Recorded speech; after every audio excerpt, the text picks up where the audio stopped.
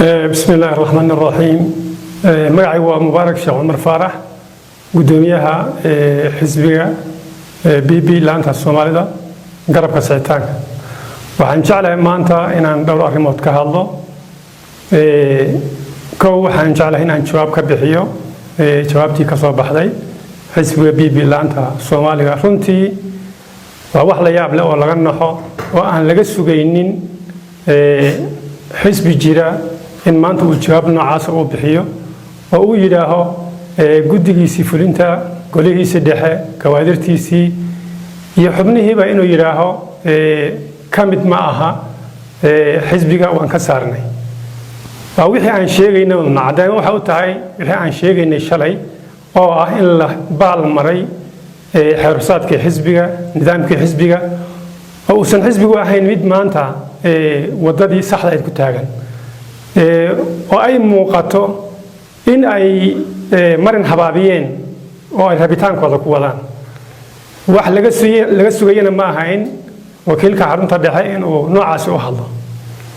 tusaale markaan u soo qaadano anigu 3 bilood ka hor baan systemka ka baxay waxaan ku jiray hogaaminta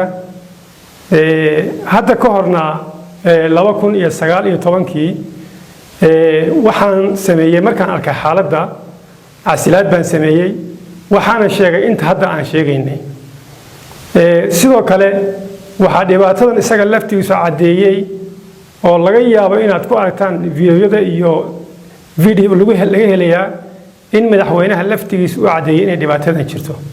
laakiin su'aasha meesha taala waxay tahay dhibaatada ayaa saxaya cidda laga sugayo inay saxdo waxay ahayd xisbiga BB markaan xisbiga BB leeyahay xisbiga BB waa xisbiga hogaaminaya dawladda deegaanka Soomaalida mid xisbi iyo mid dawladeed waxay ahayd inuu xisbigu muxuu marka xisbiga maanta taagan inuu inkiro xubnihiisii golaha dhexe guddiga fulinta oo isaga laftigiisu marka uu ka warramayay BBC da sheegay in xubnaha shaqada laga joojiyay xubinimada iyo xitaa golaha dhexe iyo guddiga fulinta way kala duwan tahayba haddii qofku laga saaro golaha dhexe ama guddiga fulinta laga saaro xubin caadi uu noqon karaa oo kawada noqon karaa sida sharcigu u dhigayo marka qofka sidaa u hadlaya waxay ila muuqataa in maanta xisbinimo xisbigan uu u baahan yahay wixii aan sheegaynay ee ah in lagu sameeyo sixitaan ama reform lagu sameeyo xubnaha soo bandhigay aan wax saxno ma ahayn maanta in sida hadda ay u dhigeen iyo jawaab celinta hadda xukuumadda iyo xisbiga ka socota in la sameeyo iyadana sax uma arko xubnaha marka la siin waayay wixii ay mudnaayeen oo la afduubay xuquuqdoodii waa tan qaarkood ka liftay muxuu ahaa xitaa inay ama xisbiyo kale isku sharaxaan ama qaarkood ba ay muxuu ahaa bannaanka iska istaagaan tii waxa laga hadlayo waxaad moodaa marka uu waxoo dhan ba khaldan yahay oo xeersaadka xisbiga meel la iska dhigo lagama hadli karayo muxuu ahaa qodob hoose oo xisbiga lagama hadli karayo lama oran karayo qodob nooc hebel buu jabiyay iyo kaas jabiyay midna lama oran karayo sababtoo ah kii guud baa muxuu ahaa yaa meesha ka baxsan runtii kawaadirtii iyo xubnihii iyo hogaamintiiba dadku inta badan waxay moodayaan inta baaqa jeedisay kaliya inay yihiin xubnaha isbedel doonka xubnaha isbedel doonka way ka balaaran yihiin intaas waxayna ku jiraan systemka dawladda ku jiraanba runtii maanta waxyaabaha meesha ka dhacay waa arrin aad looga naxo runtii jawaabta uu ka bixiyay madaxa xarunta dhexe ee dowladda deegaanka Soomaalida laanta Soomaalida BB laanta Soomaalida waxaan jeclahay iyadana inaan muxuu ahaa aan meesha ka weydiiyo oo su'aal taagana bal haddan bay soo xubinnimada iyo waxa laga saaray iyo waxaasi haddan bayaan waxa meesha la soo dhigay oo loo soo dhigay xisbiga iyo xukuumaddaba inay khaladaad badan jiraan oo la cadeeyay oo la leeyahay noocaas iyo noocaas waxaa jira la yiri labadaba in shuruucdii xeersaadkii iyo nidaamkii la baalmaray in ay jiraan labadaba corruption ama hanti boob baahsan inay jirto inay jirto qabyaalad jirto adeegii bulshada laftigiisa oo muxuu meesha ka baxay oo dadku inta badan ay ku mashquulsan yihiin dana gaar ah dhibaatooyinka iyo sixir bararka hadda muxuu waddanka ka jira abaaraha oo loo soo dhigay inay xukuumaddu ka gaabisay wada hadalkan oo isaga laftigiisu muxuu ahaa maanta aan bilowba ahayn xitaa oo la rabay maanta inuu dhammaystir yahay oo dhammaan bahwadaagta iyo cid kastoo khusayso muxuu ahaa wada hadalkan laga wada tashado aqoon-yahan ha noqoto qurba joog qaran joog xisbiyada kale xukuumadda iyo cid walbaba oo la doonaya inay hogaamiyaan xisbiga iyo xukuumadda hadda jira oo iyada laftigeeda muxuu ahaa maanta bilowba lahayn waxaa laga sugayo maanta xukuumadda iyo xisbiga laga sugayo bal ha dambayso arrintana xubno tihiin iyo xubno ma aha laakiin dhibaatooyinka jira ha ka jawaabaan ha soo fadhiistaan muxuu ahaa bulshada ha iskugu yeedhaan ha soo harfaystaan jawaab ha ka bixiyaan oo ha yidhaahaan waxyaabaha ay sheegayaan garabka sixitaanku waxba kama jiro arrintaasi ma jirto taa ma jirto ha yidhaahaan yaan la marin habaabinin muxuu ahaa ummadda oo aan lagu mashquulinin xubin ma jiro xubinna ma aha iyo kan bayiin waxa ayaan lagu mar habaabinin jawaabta rasmiga idiintaa lah laga jawaabo taasaa u baahan in la abaare uma baahna wax maynaro hoose in hadda dib loogu noqdo waana iska caadi hadda muxuu ahaa marka runta laga hadlo xaaladdu waxaad moodaa inay tahay haddii marka horena way ahaydba qofkii ama wax sheega ama yaa sidani sax ma aha ama xitaa aad fikir dhiibtaa in systemka laga saaro waa wax caadi hore u jiri jiray qofka aan la fikir ahayn inuu meesha ka baxo oo dadka la qaadanaya ay noqdaan dad iyagu ay dana ka leeyihiin noocay doonta ha ugu imaadaan ama qabyaalad ku imaadaan ama saaxiibnimo ha ku imaadaan ama danaysi kale ha ku imaadaan waxaa marka yaab leyada laftooda cambaaraynaya falcelinta hadda muxuu ahaa xukuumaddu samaysay taasoo runtii aan aad uga cabsanayo inay mustaqbalka ay keento dhibaato kale arrintaasi waxaa weeye waxaa la isku dayey in hanjabaad iyo xidhxidh iyo dhibaato kale in loo geysto xubnaha isbedeldoonka ee yidhi war sidan ina wadi mayso ummaddana wadi mayso dan uma aha masiirka ummadda ku lumaya waxa la saxo dee xaq bay u lahaayeen nidaam duqnaad ay mareen dagaal lama samaynin rabsho lama samaynin dhibaatana ma jirin laakiin sida hadda xukuumadda ay u falcelinayso waxaan arkaa inay aad khalad u tahay number one waxaa maanta xidhan oo xabsigan jijiga ku xidhan dad ka badan 480 qof baa ka xidhan sidoo kale dhagax buurinta ileg baa ku xidhan iyo ka badanba qof walba oo dhalinyaro oo socda waa la qabanayaa waxaana loo aanaynayaa inay muxuu ahaa ay samaynayaan shirar iyo kulamo samaynayaan taasi waa khalad waxaa kaloo iyada lafteedu maanta xidhan qaar ka mida xubnihii muxuu ahaa isbedeldoonka waxaa waaran loo soo gooyey 8 ka mida muxuu ahaa dadkii isbedeldoonka ahaa kuwaasoo ku dhawaaqa keliya inay dhib jirto meesha inaan laga sugaynin isbedelka iyo sixitaanka cid kale inaan oolin u taalo xisbiga BB laanta Soomaalida iyo xukuumadduba inay saxaan ciddii laga sugayay maanta waxay ku bedeleen qofkii hadlaba in muxuu ahaa la xidho 8 ka mida maanta xalay waa waaran baa la soo gooyey qaar waa la xidhay qaarna waa la raadinaya waxaa intaa dheer dee mararka qaarkood waxaa la odhani sharcigu ha sarreeyo sarreynta sharcigu ma aha in ciidanka dowladdeegaanka la isticmaalo ciidanka dowladdeegaanka Soomaalidu waa ciidan ummadeed weeye waxaa u siman cid walba dadka ku jira systemka dowladda berito way ka tegi karaan laakiin ciidanku meesha ka tegi maayo shalay waxaa lagu eedeynaya ciidanka oo la lahaa oo dadkii muxuu ahaa hadlay ay lahaayeen waa ciidan beeleed waa ciidan in isticmaalo ciidanka marka in laga dhigo laftigiisu ciidan dad isticmaalayaan anigu fikirkaasi waan ka soo horjeedaa waa ciidan dowladeed waa ciidan ummadeed ciidanka dadka lagu hanjabayo lagu raadinayo guryaha u daadanaya dee khalad baan u arkaa ciidanka laftigiisaaba dhibaato ku qabay muxuu ahaa runtii marka la yidhaaho inta isbeddelku u dhacay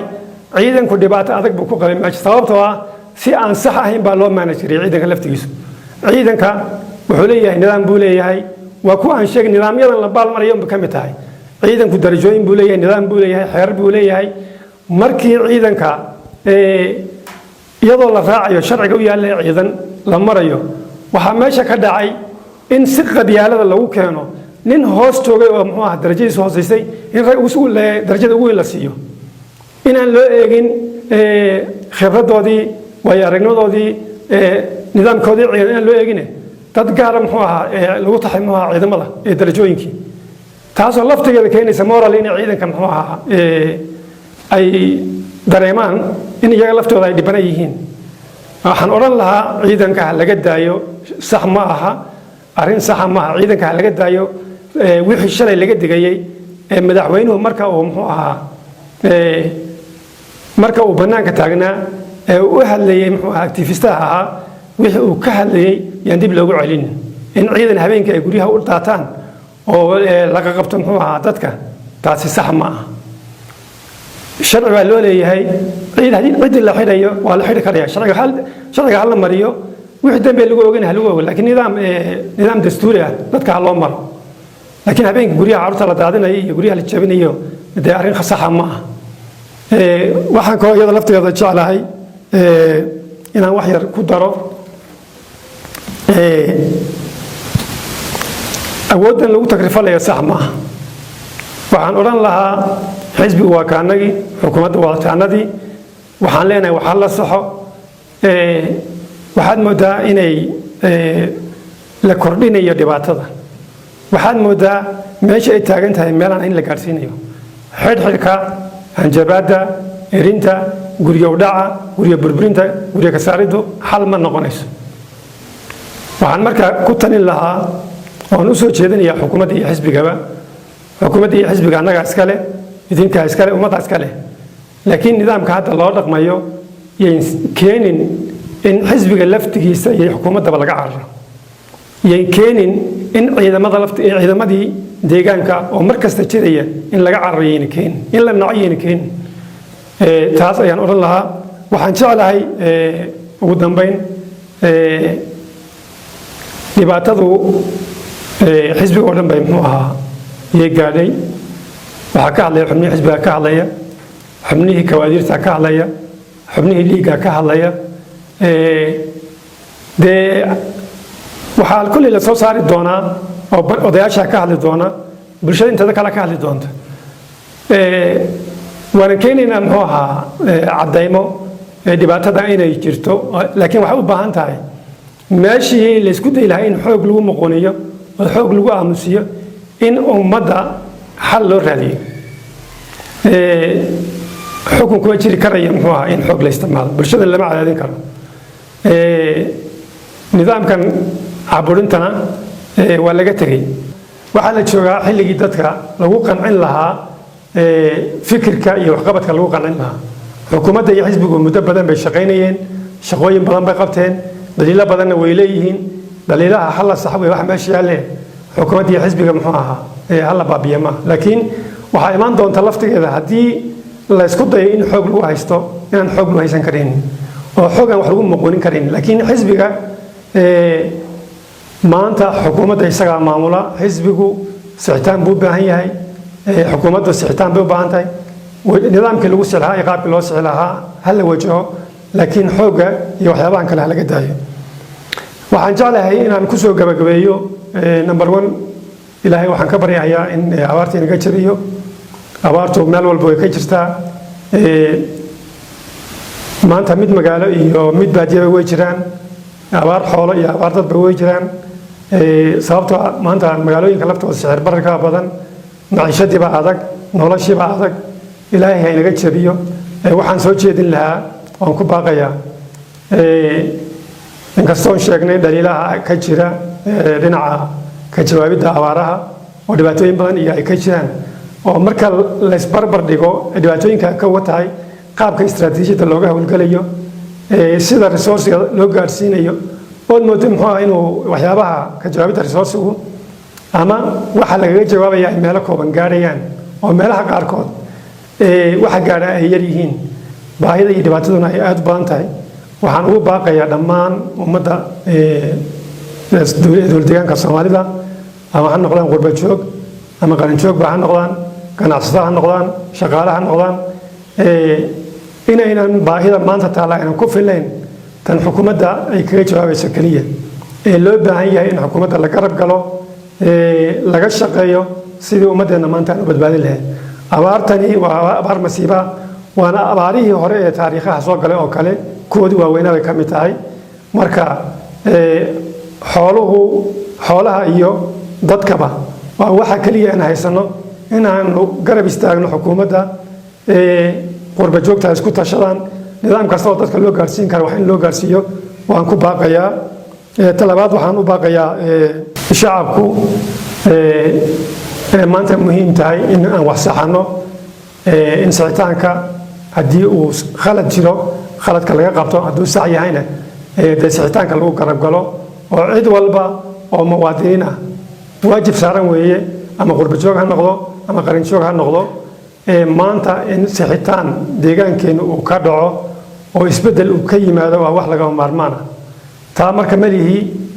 dhibaatooyin hal la sameeyo ma aha iyadoon dhibaato la samaynaynin si saafgarada nidaam sharciyaysan hal la maro hana la taageero muxuu ahaa isbedelka waxaan ku soo koobayaa ummaddu waa walaalo waa isku mid yaan la abuurin kala geyn iyo dhibaato kale dad badan baa waxay isticmaalayaan muxuu ahaa waxyaabo ku keeni kara bulshada dhexdeeda muxuu ahaa dhibaato ku keeni kara waxyaabaha keeni kara marka personal attack ama qof dhibaato ku ah ama bulshada dhibaato ku ah dhaqan ahaan iyo diin ahaan ha laga fogaado dad badan baa moodaynaya muxuu ahaa si caadifaysan ama u hadlayaan ama wax u sheegayaan waxaan odhan lahaa si nidaamsan ha noqoto isbedelku inuu ku yimaado hana la garab istaago isbedelka iyo sida aan wax u saxan lahayn waad mahadsantihiin asalaamu calaykum waraxmatullahi wabarakaatu